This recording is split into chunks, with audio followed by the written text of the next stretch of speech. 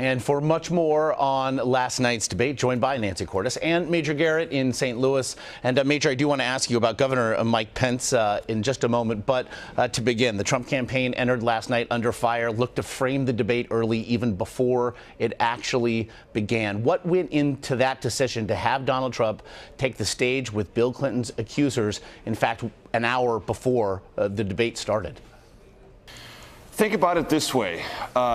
Back in the old days, when there was an oil well fire, what did you do to put it out? You would explode dynamite to take all the oxygen away from it to kill the fire.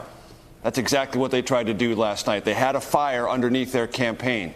This massive revelation about the tape from 2005 with Billy Bush of Access Hollywood. So what did they have to do? They had to explode some other form of dynamite to take all the oxygen away from that conversation, or at least attempt to do so. And on Friday and Saturday and a good part of Sunday, this was the internal conversation in the Trump campaign. How willing was Trump to do that, to explode the dynamite to try to take the oxygen away from that? He was more than willing to do it. So the idea was use as an act of diversion, as a counterpoint, and then move on to other parts of the debate prep that they had done and were successfully preparing Trump to deliver all these attack lines that he didn't deliver in the first debate. And in the end, having seen Trump do both, the Trump inner circle was very pleased with last night's debate performance. It's going to have to soak in deeply around in the country's consciousness to find out, all of us to find out, how successful it was. But that was their thinking behind it. Josh, this was essentially the nuclear option, the Hail Mary, whatever you want to call it. And the Clinton campaign had been arguing, because they knew it was likely coming, that it would backfire, that it would simply engender more sympathy for Hillary Clinton, especially among women. And the big question that all of us had was how she would respond, what she would say when Donald Trump confronted her with her husband's past infidelities and past behavior. And she essentially decided to sidestep it. She really didn't go there. She said it wasn't true, but then pivoted and started talking about Donald Trump again. So it's clear now what her strategy is just to not give those arguments the oxygen that they need to continue to exist in the political discussion. And yet, Major, that tape was the focus of at least the initial follow-up by a moderator. Donald Trump mixed an apology with promises to defeat ISIS, among other things, but repeatedly called it mere locker room talk. Did you think it was enough to stop the bleeding? Well, that's not for me to decide, but that's where Trump has decided to stand, unapologetic, essentially, because if you describe it as mere locker room talk, that comes with a designation on your part that it's essentially harmless. And many people who heard those remarks, even if Donald Trump did not carry them out, did not find them to be harmless at all, either intent or if, in fact, that's what Donald Trump ever tried to do. And most women I've talked to don't regard it as harmless talk in the least. And if Trump ever tried to do that, and he said under some intense questioning from Anderson Cooper, well, he never really did. So it was an empty boast, but nevertheless, it's the kind of conversation that, yes, maybe some Trump supporters will put in a category of, well, that's just what men do. But that's not the conversation I've picked up. And I don't think that's the national conversation that has ensued. So when Trump describes it as locker room talk, he is essentially telling the country, I'm minimizing it. And that may not be something that most voters are comfortable with. It's certainly a talk that will continue on Capitol Hill later today. But Nancy, as you mentioned, really, Clinton seemed willing to let Donald Trump exist in these spaces largely alone. Last night, she invoked a woman she called a friend, Michelle Obama, in that effort to go high when they go low. But she did have explaining to do herself as well, notably on the release via WikiLeaks of certain portions of her speeches.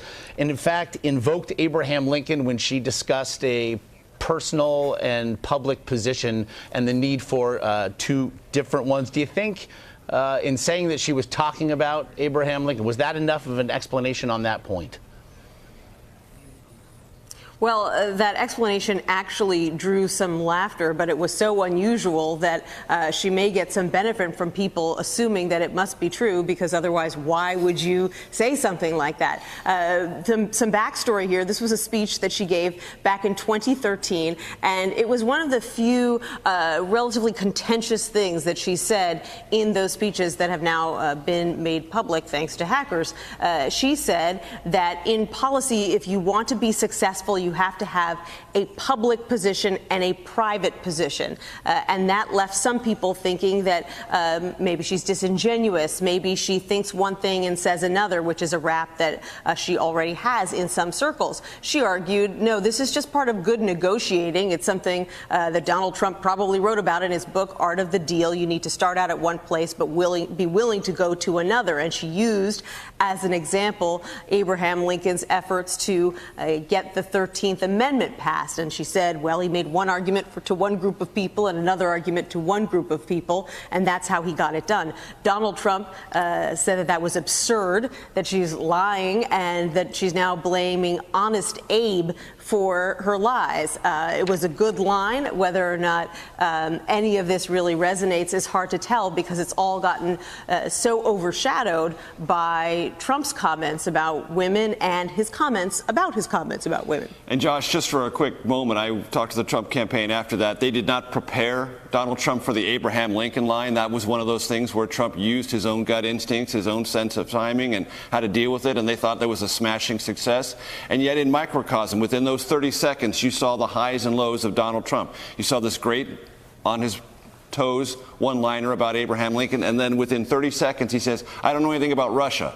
And then he says, no, I know something about Russians. And so he had to completely backtrack after saying something that in isolation is like a full-blown admission that he doesn't know anything about a very, very important foreign policy subject, also something the Clinton campaign routinely says about Trump. So in that 30 seconds, you saw, and the Trump campaign acknowledges, the highs and the lows of Donald Trump in a debate setting. And he also continued, strangely, to deny the likelihood that Russia is behind some of these hackings, which is bizarre because the FBI has come out and said that they are almost certain that Russia is behind it. The entire intelligence community has come out and said that. So it's curious that a presidential candidate would say, I don't believe the entire intelligence apparatus. I think none of this happened, without providing any evidence or rationale for not wanting to believe the people who we put in charge in this country of trying to figure out who's doing bad things. And on the subject, to be what could fairly be described, or certainly would be described by the Clinton camp as acting as an apologist for the Russians in this matter, only feeds the suspicions that the Hillary Clinton campaign has tried to stoke about what kind of relationship Donald Trump does or doesn't have with Russia, and what would his orientation to that country be should he be elected president. He also, Major, in doing so with regard to Russia's involvement in Syria, broke ranks very publicly with his own running mate, Governor Mike Pence. I know you were actually in contact with some members of the Pence campaign last night. The sole reference to the governor last night by Donald Trump was, he and I haven't spoken and I disagree with him. What was the reaction by the Pence camp to what was said last night? Wincing initially, and then taking your medicine and staying on the ticket and talking about how enthusiastic you are. That was sort of the coping mechanism and process as the night wore on. And the formulation the Trump campaign has developed in the aftermath is to say, when Mike Pence got that question about no-fly zones, he said, if there is an effort by anyone, the Syrians or the Russians, to violate a no-fly zone, should one be created, then the U.S. should use military force. When Trump heard the question last night, again, this is the Trump campaign formulation of all this, he thought the question from Anderson Cooper was about regime change. And Trump said, I'm not in favor of regime change, thinking that Mike Pence had suggested that, and therefore I disagree with him. So the Trump campaign is sort of conflating one question into a larger issue, saying that's what he disagreed with Pence on. Pence never said that. It's a bit convoluted, but in the main, Pence heard that, knows he was dissed on a probably the most public stage this campaign has seen, and before the largest audience, possibly, who's ever looked in on a conversation about this campaign. But nevertheless, Mike Pence is nothing if not a good and loyal soldier in this campaign and on this ticket. He'll be in North Carolina today, and I'm told will enthusiastically campaign for Trump the rest of the week. Quickly, and thereafter. Quickly for the both of you, and Nancy, you can go first here. It's been called the ugliest debate ever. The Washington Post spoke to last night as something that it was a dark turn, even in this election cycle. And yet, if it was thought perhaps that Hillary Clinton had won the first debate, is it fair to say perhaps that both candidates wake up today thinking they did what they had to do last night? You know, if there's such a thing as preemptive cringing, Josh, that's what I was doing before this debate, because all the signs were there that it was going to be so ugly and so uncomfortable. And from the very beginning, when these two candidates didn't shake hands, which seemed by and large to be Hillary Clinton's decision to make a point of not shaking Donald Trump's hands, you knew things that were going to be tense. He called her a liar more than 9 times. He called her the devil at one point. He said more than once that she has hate in her heart. After the debate, I asked one of his top surrogates, Rudy Giuliani, what Donald Trump meant by that when he said she has hate in her heart. And he said, well, she certainly acts like she has hate in her heart when she says that half of Donald Trump's supporters are a basket of deplorables. So, this was kind of a no-holds-barred situation. The Trump campaign knew that he had 2 missions, one to try to stop the bleeding on this videotape, but also, just as important, to show Republicans that he could take the fight to Hillary Clinton more specifically and more aggressively than he did in the first debate, when his performance was widely seen as less impactful than hers. And so he did that in spades last night. One thing, Josh, I think is now true. This campaign has taken our collective national ability to gasp away from us. Think about what happened last night. At one moment, Donald Trump said, if I'm elected president, I will tell my attorney general to put together a special prosecutor to go after allegations that have been leveled against you. Fair enough. You can say that in a presidential campaign. And as long as you say, and I will accept my attorney general's conclusion on this matter, you've given yourself both legal, constitutional, and political space. But if you say, as Donald Trump said, if I'm in charge of the law, you'll be in jail, you are acting as judge, jury, and punisher in a political context. And that should induce a gasp from everyone in this country, collectively, because that's not how our system has ever been created or ever been discussed on a stage as important as this.